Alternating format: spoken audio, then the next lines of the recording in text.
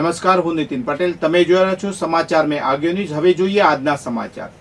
Gujarat cyber crime સેલે મહેસાણામાં online ટ્રેડિંગના નામે છેતરપિંડી કરતા 8 આરોપીઓની ધરપકડ કરી છે. આ કેસમાં આરોપીઓએ લોકોને ઓફલાઈન ટ્રેડિંગમાં ઊંચા વળતરની લાલચ આપી કુલ રૂપિયા 64.30 લાખ રૂપિયાની છેતરપિંડી કરી હતી. ન્યૂ દિલ્હી MHA દ્વારા શરૂ કરવામાં આવેલ પ્રતિબિંબ પોર્ટલ પરથી માહિતી મળ્યા બાદ તપાસ શરૂ કરવામાં આવી હતી.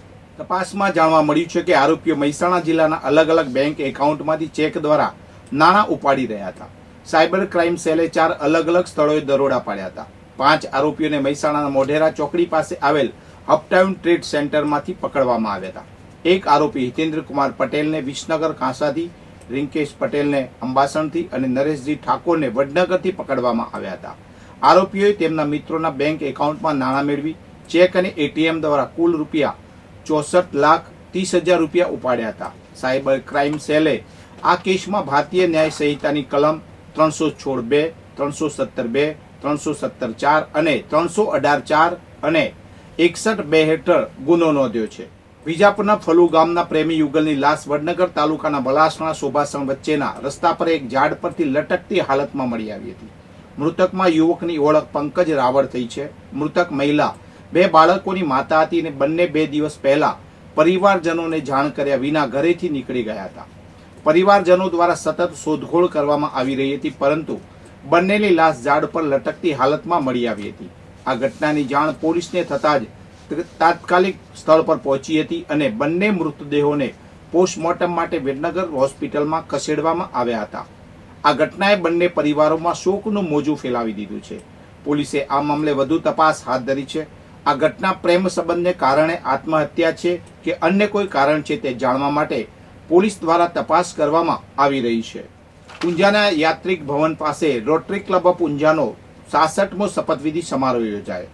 વર્ષ 2025-26 માટે ક્લબના નવા પ્રમુખ તરીકે નેહા S જાની અને મંત્રી તરીકે રાજેશભાઈ M પટેલની વરણી કરવામાં આવી. આ કાર્યક્રમમાં RID 3055 DG નિગમભાઈ ચૌધરી શપથવિધિ કરતા તરીકે ઉપસ્થિત રહ્યા. અધ્યક્ષ સ્થાને ઊંઝાના ધારાસભ્ય કિરીટભાઈ પટેલ હતા. ઊંઝા નગરપાલિકાના પ્રમુખ જિજ્ઞાસાબેન પટેલે ઉદ્ઘાટક તરીકે હાજરી આપી. ઝોન 9 AG ગોવિંદભાઈ પટેલ મુખ્ય મહેમાન તરીકે ઉપસ્થિત રહ્યા હતા.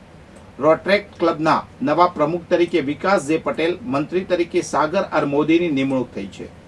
ઇનરવ્હીલ ક્લબમાં પ્રમુખ પદે ભાવિકા K પટેલ અને મંત્રી તરીકે પ્રિમલ N પટેલની વરણી કરવામાં આવી. ઊંઝા નાગરિક સહકારી બેંકના ચેરમેન પોપટભાઈ M પટેલ અતિથિ વિશેષ તરીકે ઉપસ્થિત રહ્યા.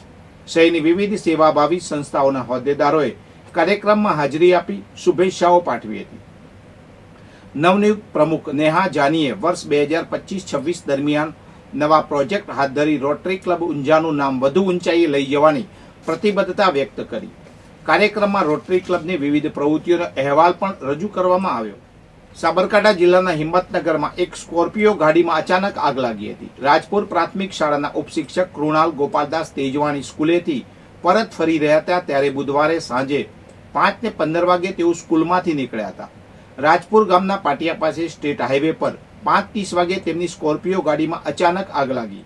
કૃણાલે તરત જ સમય સૂચકતા વાપરીને ગાડીનો દરવાજો ખોલી બહાર નીકળી ગયા હતા. ઘટનાની જાણ થતાં હિંમતનગર નગરપાલિકાની ફાયર બ્રિગેડની ટીમ તાત્કાલિક ઘટના સ્થળે પહોંચી ફાયર ટીમે પાણીનો મારો ચલાવીને આગને કાબૂમાં લીધી. સદનસીબે આ ઘટનામાં કોઈ જાનહાનિ થઈ નથી. પાટણના તિરુપતિ બંગલોઝમાં રહેતા પ્રશાંત ગોવિંદરામ ઠક્કરના આત્મહત્યા કેસમાં ગુજરાત હાઈકોર્ટે 3 આરોપીઓની આગોતરા જામીન અરજી ફગાવી દીધી છે.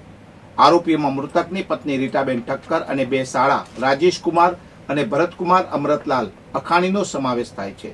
પ્રશાંત ઠક્કરે 9 એપ્રિલ 2025ના રોજ પોતાના ઘરે પેટ્રોલ છોટીને આત્મહત્યાનો પ્રયાસ કર્યો હતો.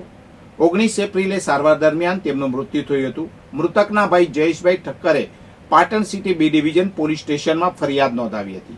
આરોપીઓએ પહેલા પાટણ કોર્ટમાં આગોતરા જામીન માટે અરજી કરી હતી, જે નામંજૂર થતાં તેઓએ હાઈકોર્ટનો દરવાજો ખખડાવ્યો હતો.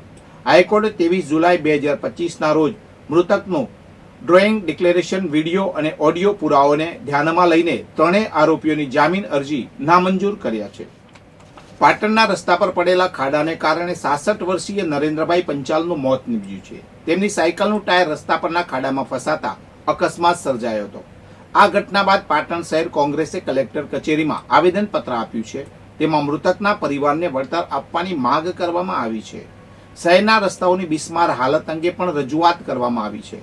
કોંગ્રેસે 5 મુખ્ય માંગણીઓ રજૂ કરી છે. તમામ બિસ્માર રસ્તાઓનું તાત્કાલિક સમારકામ કરવું, નિયમિત નિરીક્ષણ અને જાળવણી કરવી, જવાબદાર અધિકારીઓ સામે કાર્યવાહી કરવી, જોખમી સ્થળોએ ચેતવણી બોર્ડ મૂકવા અને મૃતકના પરિવારને વળતર આપવું. વધુ સમાચાર માટે જોતા રહો સમાચાર મેં આગે ન્યૂઝ. નમસ્કાર.